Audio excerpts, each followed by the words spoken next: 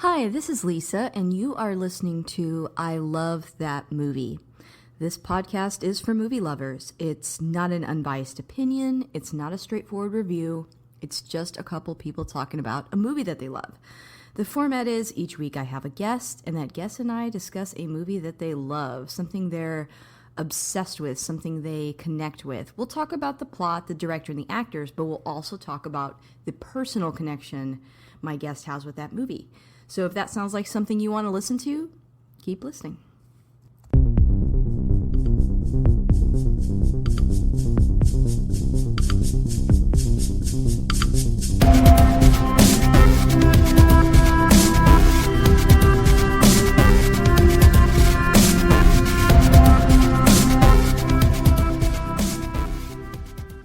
Hey, this is Lisa, and if you want to catch up with me on X or Twitter, you can find me at ILTM Podcast.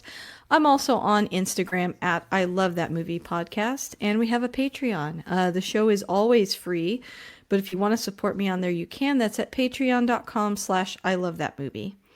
And if you do sign up, you get a weekly bonus episode of just everything else that I've been watching. Right now, it's going to be a lot of Severance, so we have fun on there. But I have a returning voice on the podcast. I have Robbie. Say hi, Robbie. Hi, Lisa. Hi, everyone. Hello. Well, welcome back. But if people haven't heard you on the show, why don't you introduce yourself just a little bit? Yes, hello. I am Robbie Fleming. I run a horror YouTube channel called Fright Night Flicks. I also do some written reviews for the website because I hide media. I also used to run my own film website, Robbie's Reviews. I do a little bit on YouTube, and I also run my own awards, the Fleming Awards.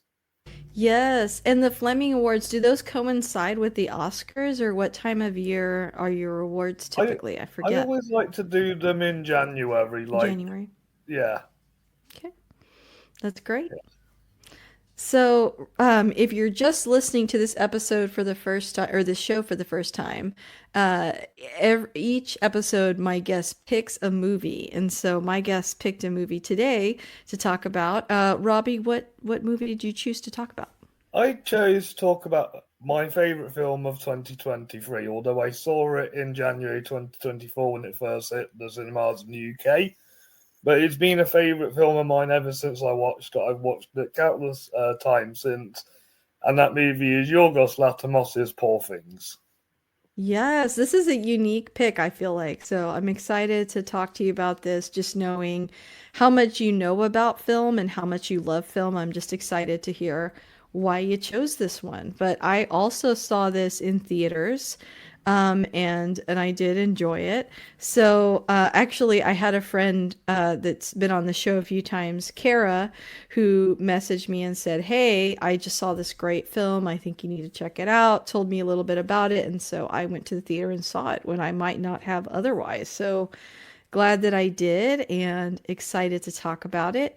Before we get started, though, I do want to share that we will not have a spoiler free and a spoiler filled section of this podcast. We're just going to talk about all of it. So it would be best if you've already seen it. If not, you might want to pause here, go watch it, and come back. But if you're still with us, this is the summary of Poor Things. So, brought back to life by an unorthodox scientist, a young woman runs off with a lawyer on a whirlwind adventure across the continents. Free from prejudices of her time, she grows steadfast in her purpose to stand for equality and liberation. And that I got from Wikipedia, which I liked that summary though. Yeah, it's a fun summary that sums up the movie, and the thing I love most about this is it's in its own little fantasy world. Yeah, very true. It's kind of surreal. That's a really interesting quality of it. And I want to share a couple of quick facts, and then if you have some, Robbie, please feel free to share some too. Sure. The first one was that director Yorgos Lanthimos wanted to evoke an old Hollywood feel by using painted sets. Most of the film was shot on a soundstage, but the ballroom scene was shot on a location. Wow. Yeah. I feel like, is that a big part of why you like this movie? Is it the set design or what are some of the things that you really liked about it? I think the production design is really creative. I think what Yorgos is good at is he's good at making like this really surreal and colourful style, and he goes all out with Poor Things. He kind of sets in a world where it can be its own thing, and the world is quite interesting. The world of this film just is fully detailed, and it's just beautiful to look at. And like every time you watch it, you always like think of like new things to explore with it. I would agree with that. Also, I have that the Lisbon set took 20 weeks to build, and it would take 45 minutes to walk around the entire set. So I guess they're referring to the sound stage, but thought that was interesting that it was very large. Yeah, it was massive. Oh. Um, and those were the main ones that I had. Did you have any facts you wanted to share before we kind of dive in? Not that I can think of really. I haven't known any like actors who were meant to be in this project and left or anything like that. No worries, that's fair. Well, then let's talk a little bit about the director, Yorgos Lanthimos. One of my favorite films that he made was The Killing of a Sacred Deer. But I know he did like The That's my Lobster. second favorite film of Second it. favorite? What's your first favorite? Poor Things. Okay, well, great. Have you seen any other of his films? Yes, I watched Kinds of Kindness as well when it first came on to Disney Plus in the UK. It's not as good as Poor Things. It's more like his realistic films, but Mm. it is still a strong film. It's just not as good as his others. Yeah, I know a lot of people really liked The Favorite. That was him as well. I do love The Favorite. Yeah, that one got a lot of attention. And I feel like that one kind of crosses over to people that maybe aren't as into like the surrealness of his movies. Like it seemed like that was more of a you could say like a crowd pleaser. Yeah. Um and then there was also The Lobster, which I've never seen. The Lobster's good. It is a bit slow in places, but it's an interesting concept. Okay. Well, I guess the next we could talk a little bit about the cast if you like. Do you want to talk about the different actors that were in this movie? Yes, Emma Stone, who won her second Oscar in the Best Actress category, who I fully supported throughout the awards season. And I think this is my favourite performance of hers so far now. Certainly is a unique one, and she's getting to do a lot more than she probably normally does in her films. Exactly. And obviously, we have some heavy hitters. We have Mark Ruffalo and Willem Dafoe, who are very talented actors. I feel like since Mark's tied to the MCU a lot, he's not really allowed. He doesn't really get a chance to shine in these kind of roles, and Yeah. I thought this was a good role for him to flex his range a bit, because he is a talented actor. I like Mark Ruffalo. I think the first thing I ever saw him in that I really liked was 13 Going on 30, where he played Yeah, more of a heartthrob in that movie. And then, yeah, you're right. I think his reputation as the Hulk, it's kind of taken over, and maybe he doesn't get the same opportunities. But I found that I really enjoyed this performance. And, you know, when I saw the trailer, I thought that I wasn't going to like this character. And I mean, I guess he's not really a likable character, but he plays it very funny and very well. And I think somebody like Mark, who is like very endearing and you just want to like the guy. He made kind of an insufferable character enjoyable. exactly. Normally, I prefer to go by how much I like the performance, and I loved Mark's performance as a sneaky lawyer. Yes, so good. And then you mentioned Willem Dafoe. Obviously, I love Willem Dafoe and everything, but I really like it when he gets to do stuff like this where it's kind of weird and wacky, Yeah. like The Lighthouse. I loved his performance in that as I well. also what I also like about his performance is he gets to do an accent. That's He normally true. does his own voice, but here he Hmm. does a Scottish accent, and I think it's top tier. Oh, really? Okay, well, that's good to know. I feel like somebody across the pond is way more qualified to speak on that than myself. So, Yeah. very cool. I'm part Scottish, so Oh, okay, great. I understand. Nice. Yeah, so you would be able to tell. Yeah. Are there any other actors in the film that really stood out to you? Yeah, I liked Rami Youssef. I thought he Hmm. was very good as kind of the love interest. Yeah, and let's see, he was in Mr. Robot, and what are some other things he was He in? has his own show, I think. Oh, really? Okay. Yeah, I don't think I've seen it. I don't think I have either. Like, I think Oh, this but is that's the first cool. thing I'd properly seen him in. But yeah, I thought he was great. I do too, especially since I mean, you kind of so Bella Baxter, the main character in the film played by Emma Stone, has a real journey that she goes on and sort of, again, we're going to do spoilers, winds up with him, right? And I Yeah, think his earnest portrayal of kind of just a really open-minded partner who is also kind of growing up as well, like you're comfortable with that ending. You're like, yeah, those are the people that should be together. yeah, exactly. And speaking of other characters, yeah, Christopher Abbott as her old abusive husband. I thought he Oh was yeah. really liking what he's doing at the moment as an actor, Hmm. Christopher. Oh, okay. I'm not super familiar with him, so thank you for Yeah, explaining that. he just recently did the new Wolfman film, and even though the film was only Oh, there, he was still good in it. okay. And what was the actor's name again? Christopher Abbott. He's also in the Christopher Abbott. show The Sinner with Jessica Biel and Bill Bowman. Oh, okay. Wow, that's really cool.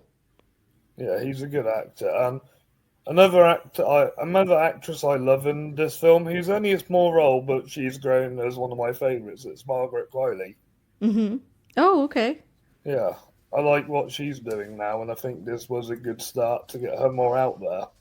Okay. And which character did she play? Her confidant, the She plays the sex other worker? girl they're experimenting on.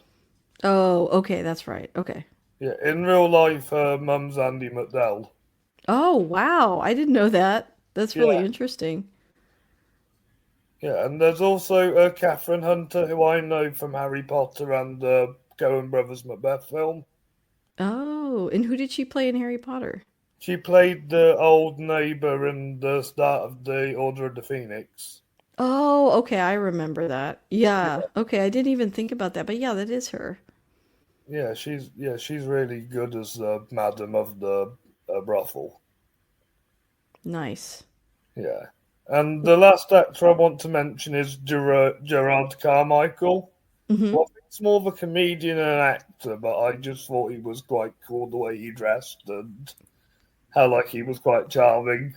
Oh, nice. Okay. Man, these are some actors I don't know very well, so thank you for introducing me to Is them. it just more Emma, Mark, and Willem, then? Mm-hmm. Yeah, those are the Well, ones that I well, know those three are predominantly. the ones I would say to sell somebody on this movie. Mm-hmm. Yeah, but Very I think cool. it's a good cast overall. I agree. I think it's well casted. I guess since we're kind of through the cast, do you want to talk a little bit about some of your favorite scenes? Yes, I do. I love the opening sequence in black and white, Mm-hmm. and I love that scene and I love that scene when it changes straight to color because I Mm-hmm. don't know what it is, but as soon as it changes to color and it lands on that, I'm just laughing my head off. You just enjoy that transition. Yeah, and I think it's a transition you don't kind of expect that to be the first transition to color. Mm-hmm. What do you think is the symbolism behind it? I think it's about I think the whole symbolism about it is about how kind of the psychology of the brain kind of works, how you adapt to the Mm. world and stuff, Yeah. and how For you learn those, about the world as you go along. yeah. For those of you listening that haven't seen it yet, Bella Baxter has the brain of a child in her. Yeah, And so she's kind of like a newborn almost, just really yeah, awkward and fumbling around. But that, fresh pair of eyes for somebody that's in the body of an adult woman means that she's kind of free from a lot of social constraints. So she does a lot of things that aren't socially acceptable throughout the movie. yeah, and because she has a child mind and she does do a lot of inappropriate activity. You Yeah. can look at it some way and say, isn't it a little bit creepy? Yeah, I think that that was like part of the criticism. There was some people around the film that didn't like it, but I think you have to really watch it all the way through to kind of understand what it's about. And it doesn't bother me, I guess, because I think that it's a little bit of a commentary on, the way sometimes women are treated almost like they're Yeah. children, Oh, or absolutely. yeah, or they're very young and they're dating somebody a lot older, and how Oh, that's kind of creepy. And yeah. so this is Yeah. kind of showing you why that might be creepy. Yeah, yeah, definitely, definitely. I accept all these kind of answers, and people also say because her mind's quite young, she can't really consent. Yeah, yeah, yeah. That's definitely, yeah. I guess like what I tell myself about the movie is that it's pretty abstract and you're not really meant to interpret it too much literally. Yeah, So I kind yeah. of, yeah. What also helps is because it's also a comedy as well. It's sometimes Yeah. turn your brain off too. If you It's kind take of it absurd. seriously, you're Yeah. not really gonna like it. Right, right. And so the bad guy of the film kind of, or at least in the beginning, is her boyfriend, who is played by Mark Ruffalo. Yeah, And he has a lot of funny scenes with her. I liked quite a few of his scenes, but I think the funniest one to me was when he was, later when she first gets to know him, she's enamored with him because he's kind of encouraging her to disobey her father and to like run away with him, and yeah, so she does. But then the more she's with him, she kind of, the more exposed to the world she is, the more mature she becomes. She kind of outgrows him pretty quickly. and she And realizes how much of an idiot he actually is. yeah, and she's not very impressed with him. And he has that scene where he gets really upset at her that she hasn't been 100% faithful to him. And it's very funny. He cries and screams at her and all that. And she just kind of rolls her eyes and kind of moves on with her life. And I thought that part was pretty funny. Yeah, yeah, yeah, and yeah, I do laugh at the scene where they get dropped off in France, and she spent all Yes. the money, and he's like, how you spend all the money?" Yeah. And then she's like, I have some here. And he's like, you had this the whole time. It's like, yeah, she did. She's like, shrugs, didn't matter to her. What are some other scenes that you liked? I like the scenes of Willem and Rami trying to study all their stuff as well. Yes, or as she calls him, God. Yeah, yeah, because his name's got to Goodwin Baxter, so she calls him God. Yeah. Yeah, Yeah, I thought those scenes were really weird and how he like can't really exist without being hooked up to all those things. And he's kind of a monster as well, or kind of put back together as well. But he put himself back together, right? yeah. I Hmm. always see him as like the mad scientist kind of. Yeah, he's like Frankenstein. Yeah, And exactly. she's like Frankenstein's monster a little bit. Yeah. I like the ballroom scene as well, where she Oh does yeah, that. that was funny. Yes. Oh, speaking of dancers, that's the fun fact I wanted to say. Okay. So during when they were waiting to shoot, Emma would start randomly like doing weird dances, and Hmm. Yorgos liked it that much. He made Emma do this weird dance in Kinds of Kindness at the end of the film. Oh, interesting. Yeah, it just popped in my head when I was thinking about the dance scene. Oh, good. I'm glad. Yeah, Yeah, the dance scene was really funny. And she's like awkwardly kind of moving around, and Mark Ruffalo dances with her, and it's like it's kind of an iconic part of the movie that you saw a lot in the trailers too. yeah, yeah, and the joke when the crying baby and she says, "I'm gonna punch that baby." I'm like, please don't. That's funny. Not so. I'm gonna punch that baby. That was Yeah, funny. Yeah. but yeah, I wanted to talk about the cinematography Oh, great. Yes, go ahead. because I think this film is beautifully shot. Yes, it is. Like, even if you aren't a big fan of the movie or you're having trouble following along or whatever, like the cinematography, the way it's shot, the set design, it's very beautiful to look at. Yeah, and it does something like, I mean, it doesn't do anything too different, but it does something like unique with the way it moves and the way it like uh, frames a shot. And the Yeah. cinematographer Robbie Ryan, he's an interesting one because he picks projects that are really interesting to Hmm. do. He's also worked with Andrea Arnold and Ken Loach as well, and someone else I can't remember. But yeah, he's quite a good director of photography. Wow. Do you know any of his other movies that he's done? Yes, he also did the cinematography for The Favourite. Oh, okay. So he works with this director, kind of. Yeah, and he's Yeah. also done Kinds of Kindness as well. I recently Oh, okay. watched Andrea Arnold's Bird, which was fantastic. Oh, Yeah, wow. he's worked on Come On, the Mike Mills film. He's worked for Hmm. Noah Baumbach. He's worked on Marriage Story. Wow. And he's Oh, worked, I saw Marriage Story, yeah. yeah, and he's worked on this British film called I, Daniel Blake, which I would like to talk about with you one day. Oh, sure. Absolutely.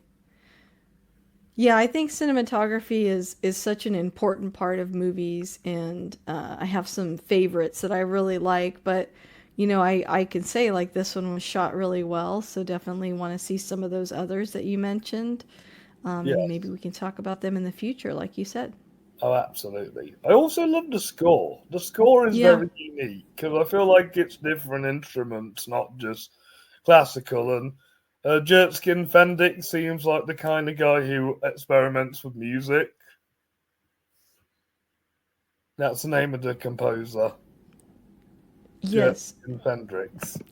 Are you familiar with some of the other things he's done? It looks like he doesn't have a whole lot of credits yet. No, I'm only familiar with this and Kinds of Kindness. Okay. Yeah, I thought the score was like haunting at times, fun at other times. I mean, there's like a little bit of a horror element to the movie, but you can't really call it horror, Yeah, which I really liked. And I think it was a good fit.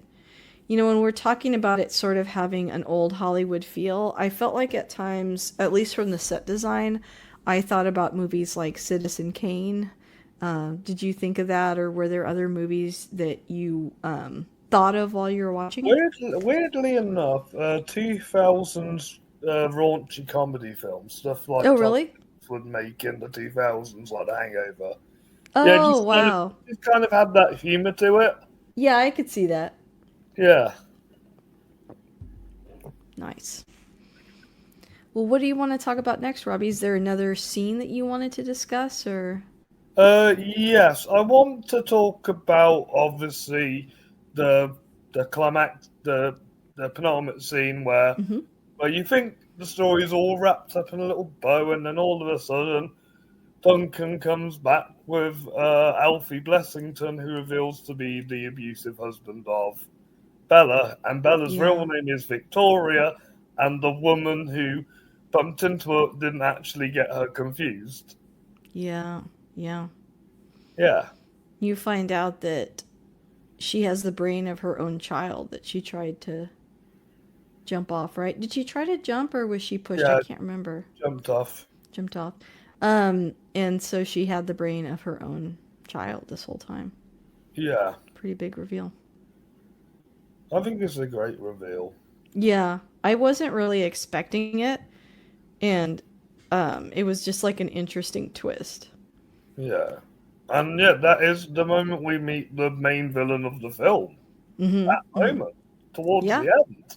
Yeah, which is like interesting because normally you would have seen them by before. I mean, at one point I feel like we think it's Mark Ruffalo. At other points I thought maybe maybe God, but nope, it's her ex-husband. Yeah, and I'm happy he got what he deserved. Yes. So I remember watching it and just thinking, yep, yep. And Yeah. then I just burst out laughing and I thought that Yeah. was brilliant. Mm-hmm. Mm-hmm. You know, Completely agree. Yeah, but what I loved about this movie is it showed me that comedy in films isn't dead. You can still do a film that's funny. Yeah, funny, but also dramatic, but also just beautiful to look at, too artistic. Yeah, because normally, like comedy films, it's more about the jokes and the actors, not the visual style. Mm-hmm. I would agree with that. Yeah, It's but I pretty think, rare. but I Mm-hmm. think if this film was like set in a normal universe, it wouldn't be as funny. Yeah, I agree.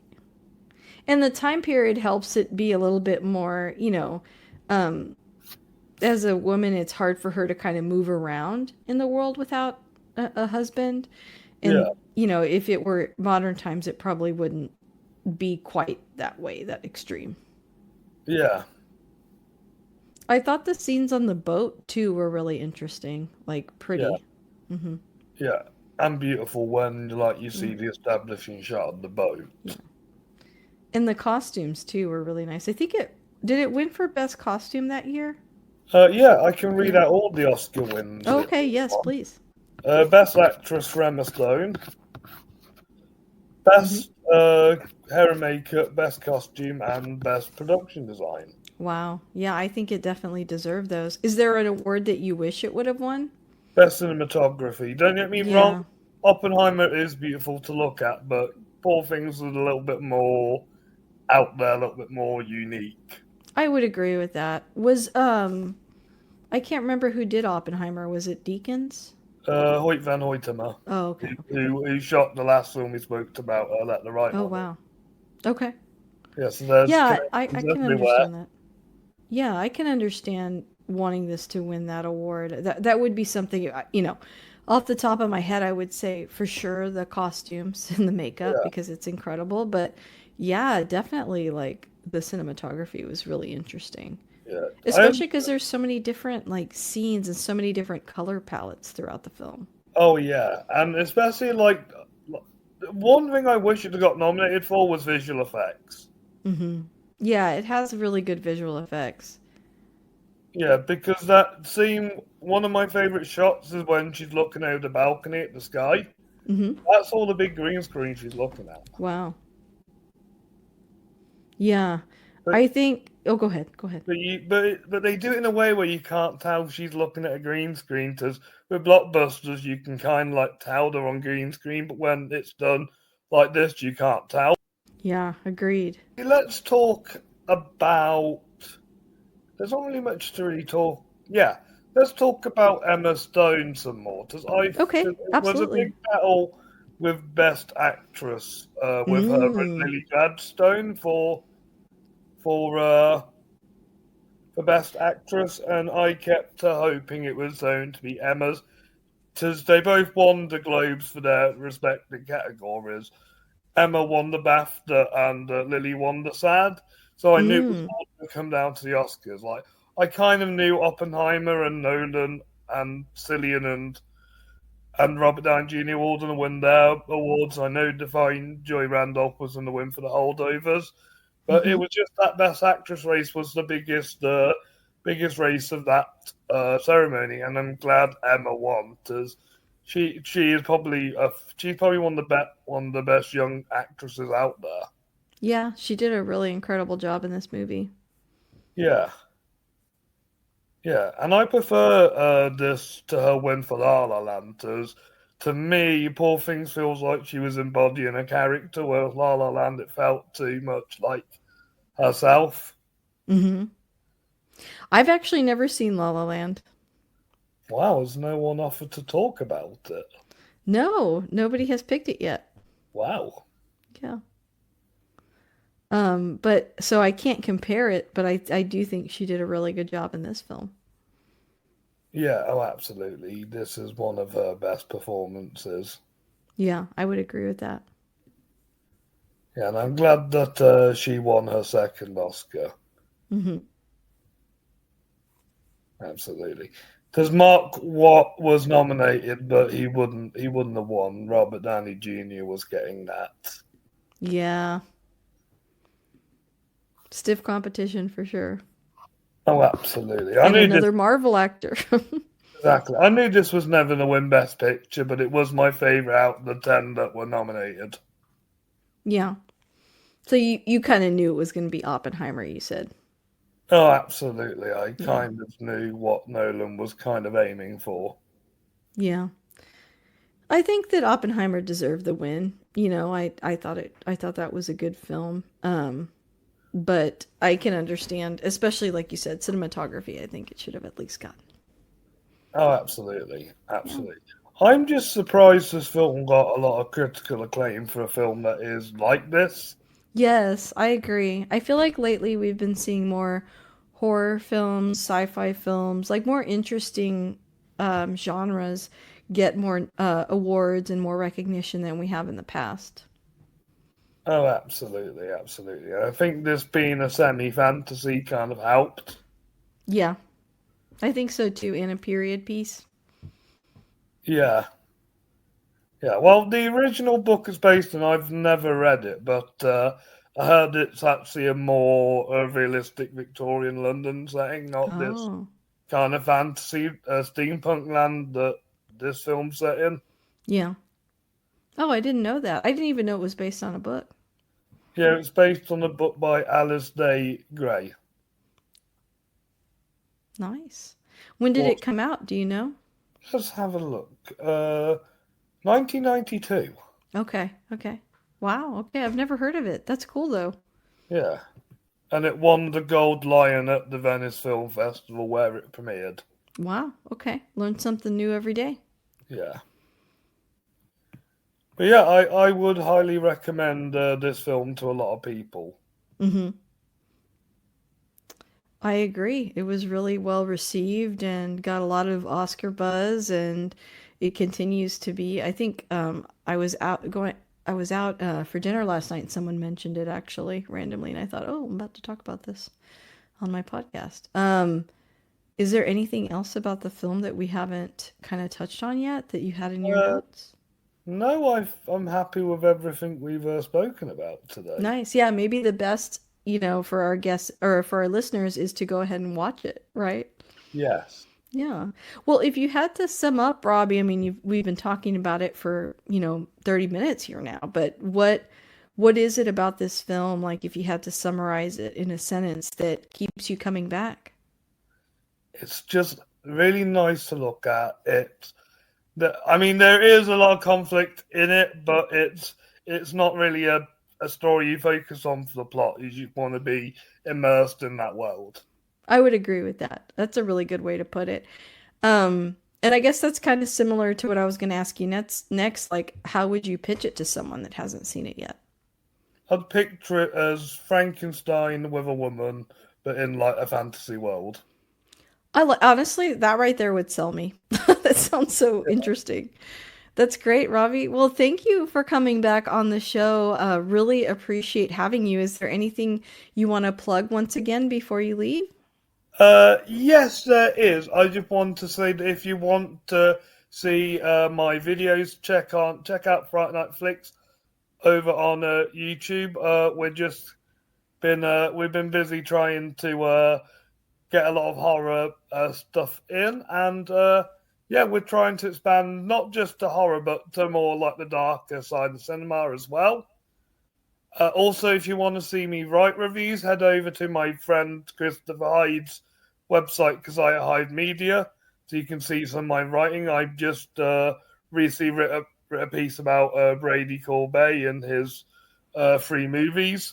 And yeah, I have another YouTube channel called Robbie Fleming to check out as well.